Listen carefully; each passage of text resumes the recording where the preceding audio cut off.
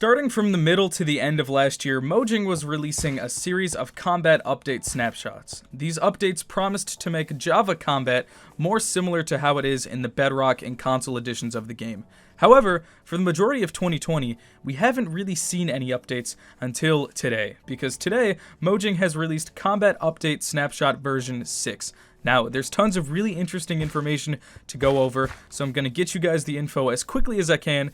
And again, if you enjoy the video, consider subscribing. It doesn't take a long time, and I really appreciate it. So first, let's talk about axes. When they first released this Combat Snapshot update, they originally released a new enchantment for the axe called Chopping. However, they've replaced it with a new enchantment called Cleaving. Cleaving and chopping are the same thing, it's just a name change. And what cleaving does is for each level, whether it's level 1, 2, or 3, it does an extra half heart of damage when you hit something with your axe, and it also adds a short shield stun. Now, what's kind of interesting about axes is you can make battle axes now, but you can't make them the same way as swords. If you try to enchant an axe with enchantment books, you can't use sharpness, you can't use smite, and you can't use fire aspect. But you can use cleaving, so you can still make battle axes, and as you see, it took it from 9 attack damage to 10. If I use cleaving 2, it's now at 11, and if I use cleaving 3, it's now at 12. So cleaving's a pretty interesting enchantment. Let's see how it works. So if we do a quick test and I spawn a skeleton here, I have 2 diamond axes to try out. One is just a normal diamond axe, and the other diamond axe has cleaving. Well, that skeleton, hopefully you don't get burnt up, but if we use the normal diamond axe here, as you can see, it takes 3 hits to kill the skeleton, but with cleaving 3, it only takes 2. And again, in case you didn't know, if you haven't watched the earlier snapshot videos, they have removed the swing timers, so now I can swing as fast as I want. I don't have to wait for that little swing timer.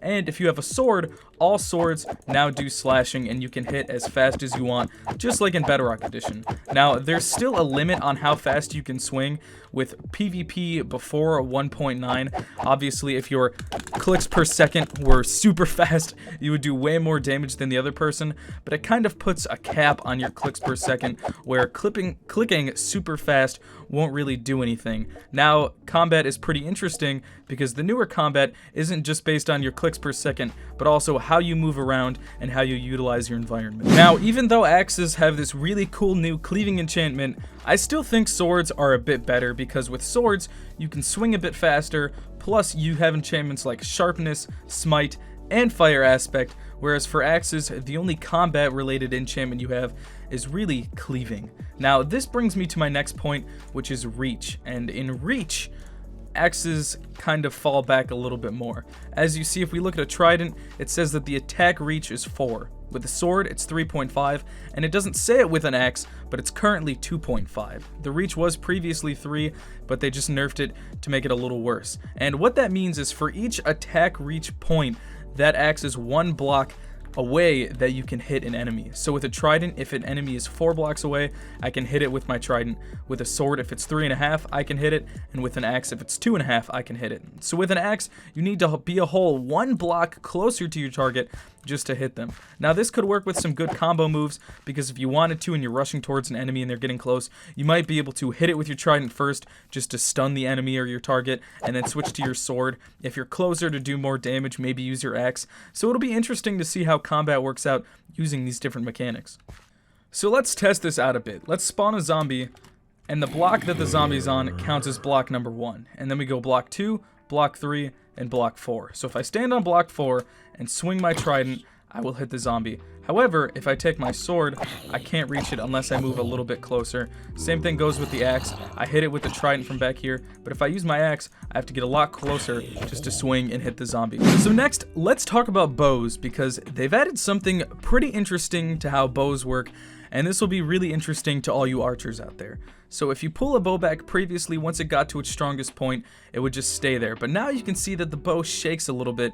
Just like in real life, it kind of acts like your Minecraft character is pulling back the bow, and he's struggling to pull it back because it's a little bit harder. And once it starts shaking like that, it's actually less accurate. Now at close ranges, this doesn't do much. For example, let's shoot our bow as soon as it gets to the point where it does the most damage, and then sorry, wait, I moved my mouse a little bit. Let's move over here. So let's hit it once while it's shaking, and then once right when it gets there. So as you see, slightly different spots, but if we shoot it from far away, let's just do two different things. I'll shoot it once right when it reaches the highest damage, and then once again after the bow shakes a little bit, and you can see that it's slightly less accurate. Now, it doesn't make it, super less accurate. If you're still far away, you can probably hit your target, but it just makes it so that you can't just hold your bow back as long as you want and expect to hit your shot. You really need to time when you're going to shoot your bow, which I think is pretty interesting, but this whole mechanic doesn't apply to crossbows. Crossbows are still the same, doesn't really matter. So bow and arrows have a slight debuff now